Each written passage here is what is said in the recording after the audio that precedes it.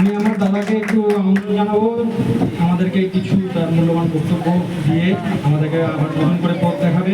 সামনের বছর যাতে আরো ভালো করে আমরা রেজাল্ট করতে পারি, দাদার আশীর্বাদ যাতে পাই। সবাই দাদার কাছ থেকে আশীর্বাদ নিও। উপস্থিত সকলকে আমার আন্তরিক শুভেচ্ছা ও অভিনন্দন।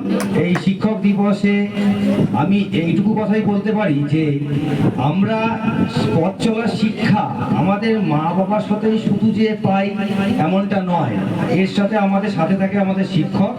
তারা পুঁথিগত বিদ্যা দিয়ে আমাদের জীবনের পথে চলার রাস্তাটা আসান করে দেয়, কিন্তু মেন অ্যান্ড সব থেকে বড় শিক্ষা হচ্ছে জীবনের পথে চলা শিক্ষা।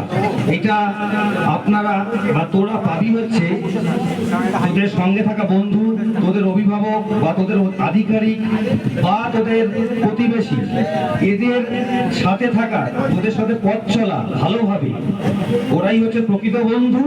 আর এই শিক্ষাটাই তোরা পাবি, কে শত্রু আর কে বন্ধু, এটাই পথ চলায় তোদের পরবর্তীকালে শেখাবে।